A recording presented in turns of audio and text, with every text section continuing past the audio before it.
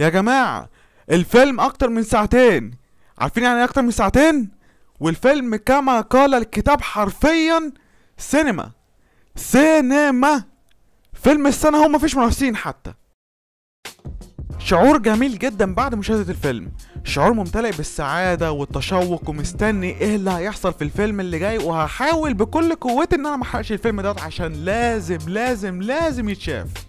بكل بساطة الفيلم خد كل اللي عمله في الجزء اللي فات وزود عليه الدبل، وادالنا حاجة جديدة نستثمر فيها. بدون حرق، بس الفيلم هيركز اكتر على جوين ستيسي وهيزود البناء عليها، وفي لحظات تكاد تصل لقلب الجمهور بشكل جميل جدا. هقول ايه اكتر من انه فيلم انساني جميل، وفيلم بيلعب على الانسانية بكذا زاوية، بتتضمن كوميديا بتدخل في القصة وبتضرب في وش ابطالنا في النهاية. بيكسر واحدة من علامات سبايدر مان المميزة اللي بتزود مخاطرة الفيلم اكتر. الفيلم نجح بلا شك انه قدر يخلي قلبي يدق بسرعة كذا مرة وانا بتفرج. ده لوحده بيتكلم عن كفاءة وجودة الاكشن اللي موجودة في الفيلم ده. الكلام الحلو اللي عايزين تسمعوه اهو.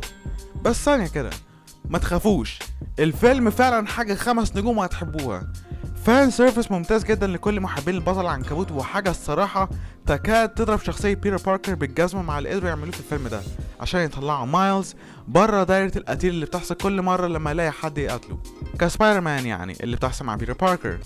شخصيات وايستر ايجز وكاميوز كتير حلوة من اصوات مختلفة لسبايدر مان، وحبيبنا اخيرا رجع. انا مش هقول مين بس عشان الحرق، بس انتوا عارفينه. الفيلم مش كله ايستر ايجز من اوساط سبايدر مان مختلفه وخلاص وهنقول ياه الفيلم كان ممكن يعمل احسن من كده، عشان بجد يعني الفيلم مش زي ماريو خالص ولا اي فيلم تجاري على قد من اللي بينزلوا عشان الناس تتسلى. ده فيلم دسم وتقيل، مليان قصة وعاطفة، وجهزوا نفسكم عشان تحسوا في الفيلم دوت وحاجات نقية جدا طالعة من كتر الجمال، بكم الكتابة الرائعة اللي مطلعة الشخصيات بكل العلاقات اللي موجودة في الفيلم من اهالي لاصدقاء للخوف، معمولة بشكل تقيل. وعشان هي معمولة بشكل تقيل حبتين، فحابب اوجه تحذير صغنن للاهالي اللي هيفرجوا اطفالهم على الفيلم ده. الفيلم تقيل سيكا في المحتوى اللي بيقدمه، مش كل الاطفال هتفهم ايه اللي بيحصل، بس الفيلم بيميل شوية على حواديت نضوج نفس على تراما. يعني الفيلم مش هيقلب دارك قوي، بس الاطفال مش هيهتموا قوي باللي بيحصل عدا في الاكشن والالوان. بس الفيلم مش مليان المشاهد ديت كلها على بعضه خلاص. الفيلم زي ما قلت انساني، ودي حاجة هتظهر اكتر في نص الفيلم الاول بكذا طريقة، مع قصة معزو واهله وازاي هو بيحاول ينضج في صورة نفسه. ولا ده مش حرق، ده حرفيا في التريلر. الفيلم هيركز جدا على العلاقات الشخصية والمشاكل اللي هما بيمروا بيها، وهيفضل يلعب عليها بكذا طريقة عبقرية جدا، وخصوصا مع البلوت تويست اللي هتحصل في اخر الفيلم. الفيلم اللي فات بعت رسالة ان اي حد يقدر يلبس القناع ويكون بطله الخاص. الفيلم ده بقى هيختبر الفكرة ديت، وحتى في مشهد كوميدي صغير لعب على الفكرة ديت. الفكرة دي هتفضل مستمرة معانا طول الفيلم. ايه اللي بيميزك؟ خليك زي الباقي. مش انت سبايدر مان؟ يبقى خليك زي الباقي وتنعم بالمخاطرة اللي بتاخدها منه. الفيلم بيركز قوي على حتة المصير، وانا هنا اتكلمت بشكل عام. القصة مش مليانة حشو، ودي حاجة حلوة، بس هرجع على النقطة ديت كمان شوية. والفيلم هيشتغل بمرونة اكتر في اللي عايز يقدمه. الرسومات والمؤثرات في الفيلم الاول صحصحت صناعة الرسوم متحركة بالكامل، وانعاشت روح الابداع من جديد في الصناعة دي.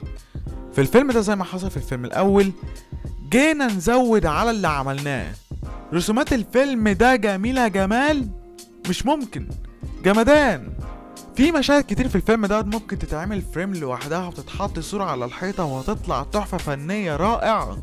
في ستايلات رسومية اكتر مستخدمة، مع الوان اكتر في المشاهد، وتفرد مختلف مع كل شخصية للتانية، مع استخدام الالوان ولكل عالم مختلف.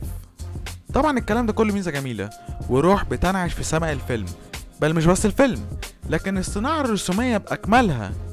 الفيلم مليان روح، بس الميزة مش هتبقى حلوة قوي للناس اللي اعترضوا على الستايل الرسومي ده في الفيلم الأول وقالوا إنه بيوجع دماغهم عشان هما زودوا في الفيلم ده، فعلى حسب التجربة الشخصية. غير كلامنا عن كم الشغل الرائع المبذول في إخراج الفيلم وكل لقطة في الفيلم عشان تطلعوا بالشعور والتقدير المطلوب لهدف المشهد المعين. كذا مشهد في الفيلم هيخلي المشاهدين يتفاعلوا مع الفيلم من نوعية في حاجة غلط أنا متأكد. خوف وقلق سريع مع تناسق الحركات في القتال وحركة الكاميرا والموسيقى شغالة تتناغم مع المشهد. ايه الجمال ده؟ الفيلم مليان احداث كتير، وفي اوقات الفيلم بيعمل شغل ممتاز كأنه بيصاحب الجمهور معاه في الرحلة. الفيلم حي، بيقدم حاجة شهية للروح.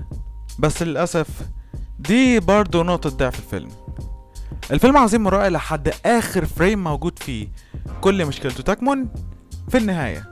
تخيلوا كده ان الفيلم عظيم لدرجة ان نهايته هي العقبة الوحيدة اللي فيه. بس بجد يعني الفيلم كان شهي ودسم جدا، وعمل شغل حلو جدا يجذبنا لكل مشهد ولكل فعل بيحصل، بيدينا وليمة شهية بس بيسحبها منا قبل ما نشبع في نهاية الفيلم هيخلص وتحسوا انه لسه مخلصش. مش من نوعية الفيلم المتكامل اللي انتهى بس الباب مفتوح لجزء جديد ممكن يتعمل. الفيلم اتقفل كأننا مستنين الموسم الجديد ينزل اللي ما نعرفش هينزل امتى عشان ننهي القصة، ودي المشكلة الكبرى. الفيلم حط كتير قدام المشاهدين بيهيئهم لحاجة كبيرة هتحصل وفي الآخر لسه ما حصلتش. حاجة الفيلم ده كان ممكن يبدلها مع الجزء اللي جاي ويحث انه ما جوعش المشاهدين اكتر في اللي بيقدمه، ويشيل حاجات اتقل في الجزء اللي جاي. احنا لسه ما نعرفش اذا كان الفيلم اللي جاي هيحط اكتر للمشاهدين ولا لا، بس عذر الفيلم ده في نهايته هتبان مع الفيلم اللي جاي. ولو فشل انه يكون مقنع، واتمنى فعلا انه ما يفشلش، يبقى النهاية هتأذي الفيلم ده فيما بعد لما الجزء اللي جاي ينزل. هل كل الكلام ده يخلي الفيلم سيء؟ لا، بل نقدر نقول ان الفيلم ما تأثرش بالمشكلة دي خالص. الفيلم ممتاز، شعور، شغف، وحب للماتيريال المتقدم. سواء كنت بتحبوا البطل عنكبوت او محبي الرسوم المتحركة، قصة مايلز موراليس ورحلته عبر السبايدر فيرس تستحق تتشاف. شكرا للمتابعة، واسيبكم تكملوا يومكم. بيس.